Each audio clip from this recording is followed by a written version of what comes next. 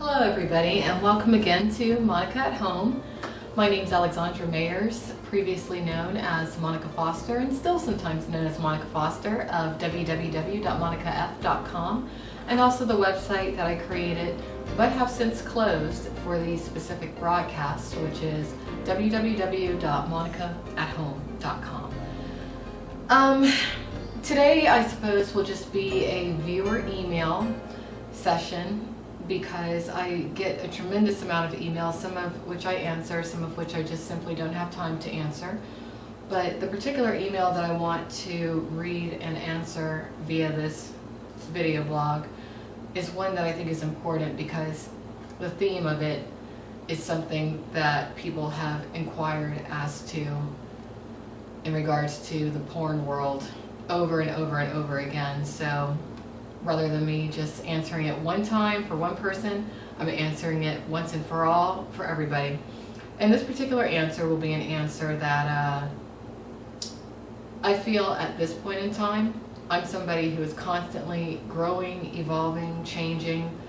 So as I do grow, evolve, and change, my answers and perspectives to the multiple things that cross my desk, you know, all those answers do change from time to time, but I wanted to go ahead and touch on the subject matter of this particular email today. And as you can see, I'm utilizing my iPad. I do want to send out my condolences to those who are connected in any way, shape, or form to Steve Jobs. He passed away today. Today is October 5th. And if it were not for Steve, then my life wouldn't be as enjoyable and entertaining and easy as it is, because Steve is the person who brought us the iPad, the iPhone, the personal computer, and he departed from this earth today. So it's a sad thing, but that's how life goes. We're not here forever, but while we are here, I think all of us should look at Steve as an example as to how you should use every ounce and moment of your being to try to create a change in this world and shape the world to what you feel the world should be. You know, I definitely cannot compare myself at all to Steve Jobs, but I will say that my entrance into the LA porn industry and my departure from it, you know, that time in between my entrance and my departure, I really did try to contribute and assist in making some changes for the better, not just for myself, but for other women and men who work in the adult entertainment sphere. And unfortunately, it was a good lesson for me to learn that when you do try to make a change for the better, there's so many people out there who are too weak, cowardly, negative, destructive, pathetic. They're such negative people to where when they see any kind of change coming, they will fight tooth and nail to stop you from implementing that change. And it's a shame, and it's disgusting. And my experience in the Los Angeles porn circuit is something that I will never forget. It's something I cannot speak positively about any longer or at all, considering everything that's happened. My upcoming book series, Getting Into Porn, The Journeys, which will be available on Amazon.com, just as my current book is, Getting Into Porn, The Handbook. I'm going to name some names and outline every single fucking thing that happened.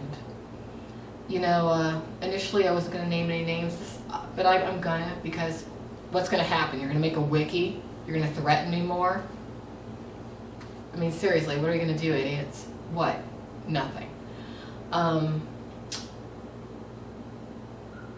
What a lot of people don't realize about the LA porn circuit is that it's a lot more than just than the product that's produced. It's a lot more than just porn.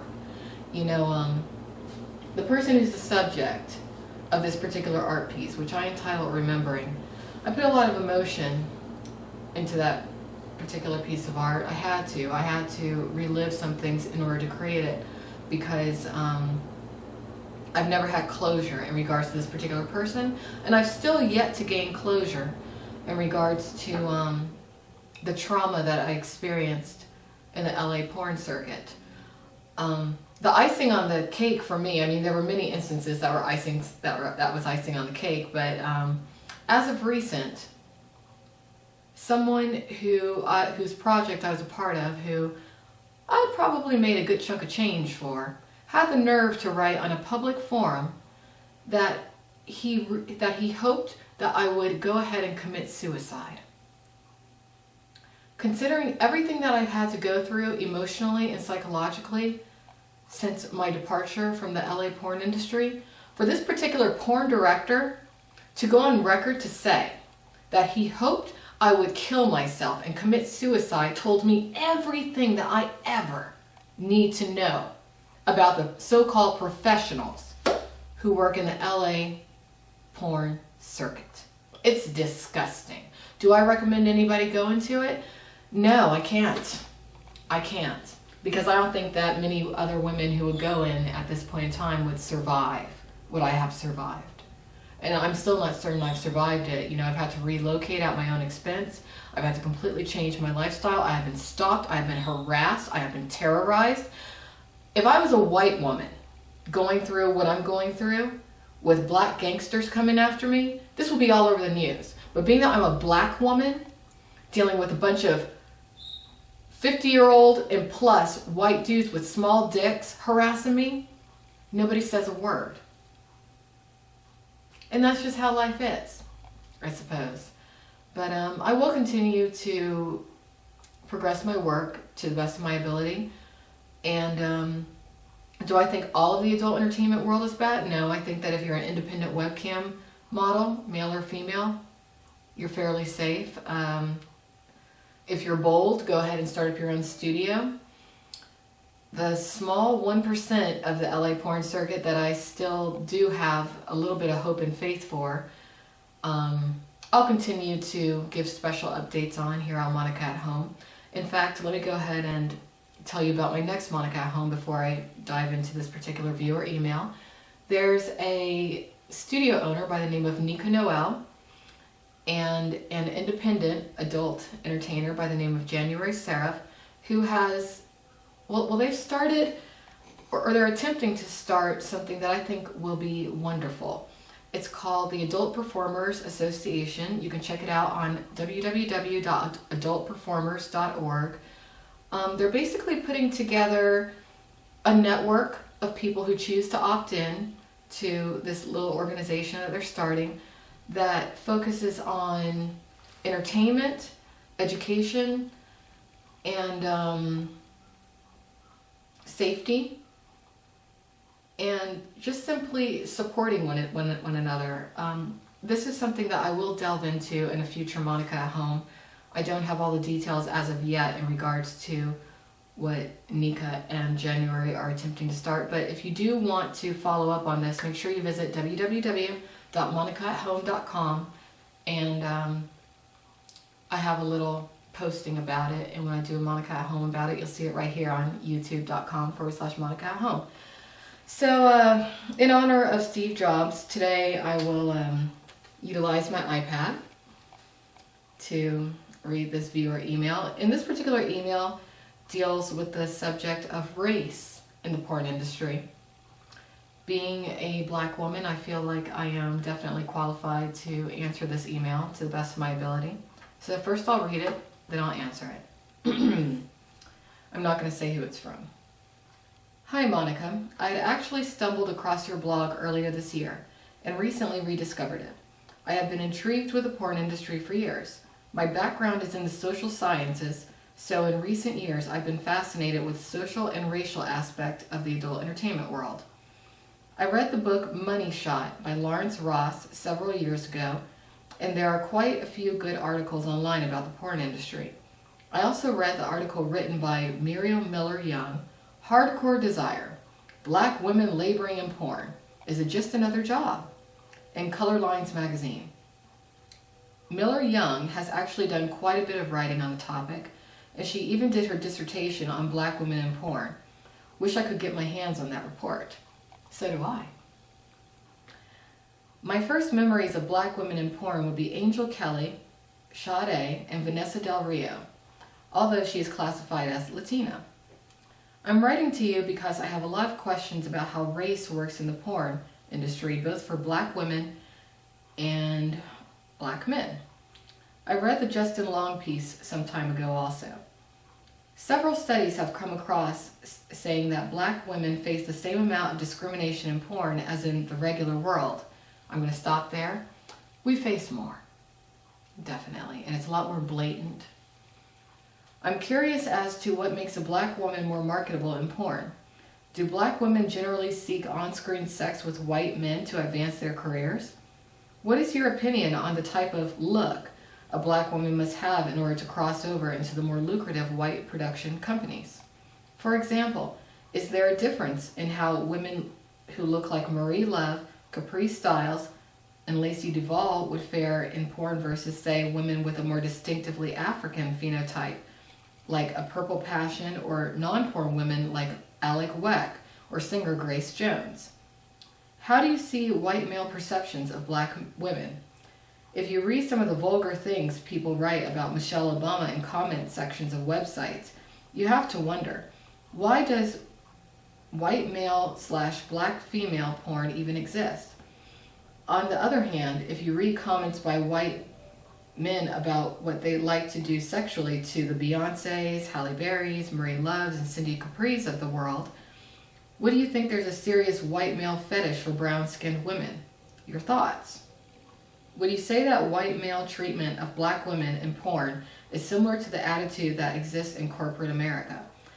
A sort of condescending mentality. Why do you think black women participate in clearly humiliating, disgusting videos like ghetto gaggers? Let me stop here. Some of these questions will probably be better suited for an interview. If you ever have time, would it be possible to discuss some of these questions with you via phone or maybe Skype? I know that you probably get a lot of email, but I hope you take the time to respond to me. Thanks. And they signed their name, but again, I'm not going to say who this is from. Let me just go ahead and answer these questions one by one, because these are actually some very good discussion pieces and points that the writer of this particular email brought up. Let me scroll back up. Now let me start from the top. Let's see.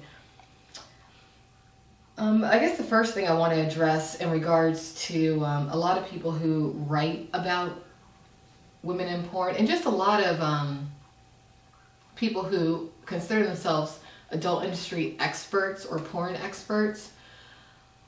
I'm very disappointed in many of them, because though they do bring up some very interesting points and issues, people like Muriel Miller-Young, I believe that this is the woman that I met at Exotica, at an Exotica convention a couple years back. She's never been in porn. Now, I'm not saying that her work isn't valid, but unless you've actually been in a porn, have worked on a porn set, have been fucked on camera, have created your own content, have distributed your own content, unless you've been that girl, unless you've actually edited that work, who are you to talk about porn and to be the spokesperson for me or for anybody? I don't like that very much, not at all. I understand that someone might have an interest in something, but honestly, and I had a conversation actually with somebody in regards to people on the fringes of adult who want to deem themselves experts today. I'm sorry, but unless you've ever worked on a porn set in some capacity, you're nothing but a fan. Now, I'm not dissing the fans. I love many of my fans, and I'm a fan of quite a few people, but you know how they say, those that can't do, teach. I'll leave it at that. Now let's see what else. In regards to what makes a black woman more marketable in porn, what makes you truly marketable from my perspective is how much much drive you have and what you have going on up here. Now, I think it is probably a lot easier for black women who have more European type features to get in the door. You know, I'd have to say that you do have a higher chance of being successful if you do have a look such as Cassidy Clay or Bethany Benz. But in the long run, it's what you're willing to put into yourself. Now, do white men fetishize or see black women as a fetish in porn? Definitely, and it makes me sick. It makes me just want to puke, to be honest with you.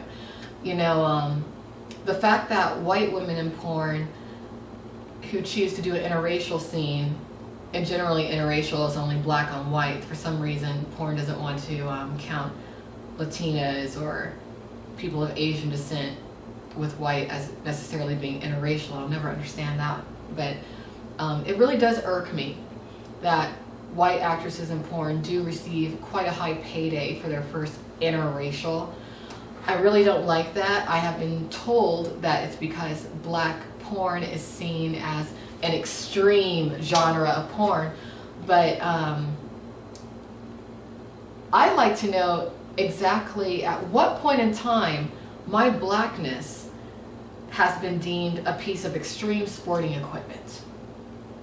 I was not aware that sex with me was somehow way more extreme than sex with a white girl or an Asian girl or a Latina. And I find that very offensive. I think a lot of, you know, I've gone on record on my Twitter saying that I'm sick and tired of white men, because I am sick and tired of a certain group of white men. You want to know who those white men are? They're old white men with small penises. In my view, it's old white men with small penises that seem to be the root of quite a bit of trouble in this world. I know I'm going to get a lot of criticism for this little video that I'm doing right now, but this is really how I feel. White guys with large penises, for example, the person who's the subject of this particular art piece, doesn't have a racist bone in his body. I've just noticed that all the problems, not just in porn, but just politically in the world, they all seem to stem from this certain group of white guys with small penises. I mean, I got to tell y'all, the white guys out there with big penises, watch out, because that small penis set, they'll come after you and they'll destroy you too. It's true. It's true. I know people think, oh, Monica's wacky for saying that, but I'm not. I'm not, because it seems to be white guys with small penises who run the porn show, and porn really, truly is a microcosm for the rest of the world, so, you know. Anyway, let's see, what else do I want to answer here? What do I think the white perceptions are of black women? Well, because of the white guys with small penises who could never satisfy not just black women, but most women in general, I think that people truly are trying to perpetuate the image of black women somehow being animalistic, like we just walked out the jungle, like we're somehow tribal, like we're just like having sex with us is akin to bestiality. You know, when I really think about it, considering how the pay scale is structured for white women who choose to do an interracial scene, I do have to question whether certain white women who have caved in broadening their menu of sex acts that they would do to black men, if they were given a big enough payday, would they also be with a horse or a dog? You know, I know that's a little harsh for me to say, but I'm saying it. Let's see, what else do I want to touch on from this email? Would I say that the white male treatment of black women in porn is similar to the attitude that exists in corporate America? It's worse. It's far worse. At least in corporate America, if you dealt with blatant racism, you could go to court and you could sue and it would be a viable court case. In porn, you can't do that. I don't believe that there would be any website that was even remotely close to Porn WikiLeaks ever structured in regards to any corporate company out there, to where every other thread was calling somebody a nigger. You know? That just wouldn't happen. But in porn, people get away with it. In porn, people get away with everything. Which is why, until things change, and I personally am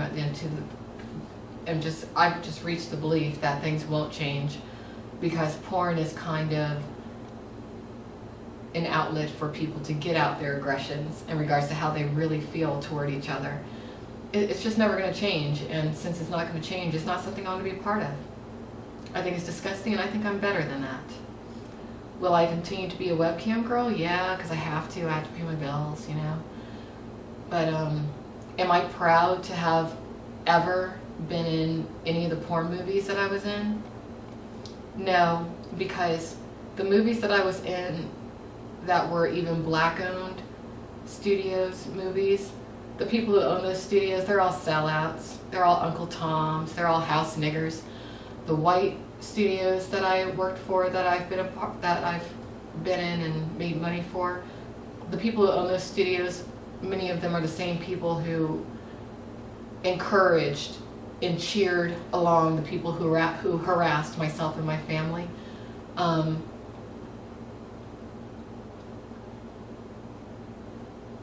When I look at the porn industry as of current, as I stated before, I just want to throw up. I'm grateful that the world, the universe, God gave me the experience to go into that, you know, the experience that I've taken away from that industry. I'm glad that the universe, God, and my ancestors and whatever's out there protected me in that industry to where I could exit alive. But I've yet to receive any solid closure in regards to the trauma that I went through working in porn. It's something that I have to face and deal with every day.